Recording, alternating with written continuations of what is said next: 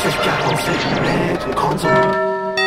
suis avec beaucoup d'intérêt toutes les émissions d'Europe numéro 1. Europe 1 fête ses 60 ans et vous fait revivre ses meilleures archives. Ici, Europe numéro 1. C'était le 3 février 1973.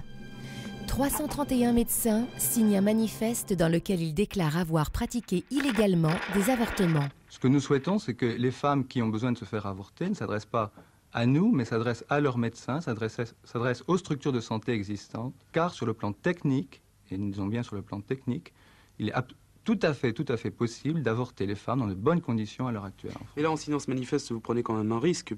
Vous êtes conscient de prendre ce risque? Oui, nous en sommes conscients, mais c'est précisément ce que nous voulons changer.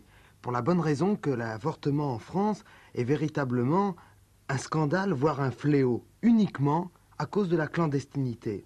Et cet état de fait, nous voulons le changer. Et pour ça, nous avons choisi un acte, certes public, mais aussi démonstratif. Et nous sommes conscients de cet acte. Mais est-ce que le pouvoir ira jusqu'à nous condamner? Est-ce qu'il peut condamner cet acte? Il s'agit de savoir ce que fera le procureur de la République en pareille occurrence.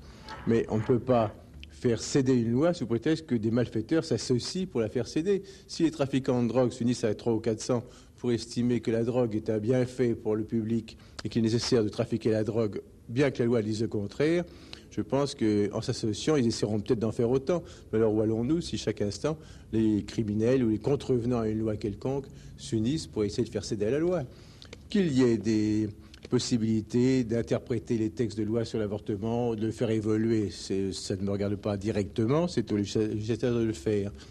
Mais à l'heure actuelle, cette manœuvre par des gens qui sont peut-être plus inspirés par des motifs politiques vraiment moraux ou psychiatriques, parce que je relève beaucoup de psychiatres parmi eux, j'avoue vraiment que je comprends mal leur situation et que j'estime que cette manifeste est inexcusable. La boulangère qui a 2 enfants et qui vous dit, docteur, cette grossesse, je ne peux pas la désirer parce que je suis boulangère et un 3e enfant, c'est trop. On se demande vraiment si cette demande est très sérieuse, quoi. Alors, la difficulté pour le médecin, c'est qu'il doit tout de même défendre la vie de ce fœtus. Ce même gynécologue, quand en salle de travail il a mis au monde cet enfant qui n'était pas désiré au début de la grossesse, eh bien voit le sourire de cette maman et ses enfants sont finalement admis. Il y a des femmes de toute confession qui avortent chaque année. D'autre part, nous nous posons en tant que médecins par rapport à ce problème. Or, il existe un trafic que nous connaissons, c'est celui de l'avortement clandestin et des gens qui prennent des centaines de milliers de francs pour avorter des femmes et souvent dans de mauvaises conditions. Ce trafic, il existe et nous pouvons regretter que le Conseil de l'Ordre n'ait jamais pris position là-dessus. Par contre, quand des médecins déclarent qu'ils pratiquent des avortements et qu'ils le font dans de bonnes conditions, qu'ils le font sans trafic financier, alors là, M. Horta-Jacob réagit tout de suite et nous blâme. Ça, nous ne pouvons l'accepter. Le manifeste doit être d'ailleurs ramené à sa véritable proportion. Il a été signé par 330 médecins dont il a fallu 2 mois pour recueillir les signatures et il y a à l'heure actuelle à peu près 65 000 médecins en activité sur le territoire français.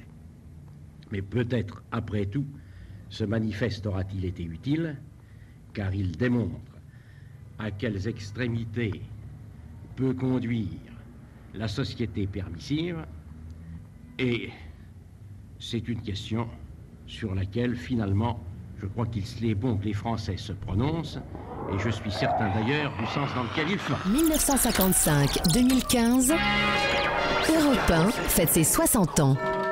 Je suis avec beaucoup d'intérêt toutes les émissions d'Europe numéro 1.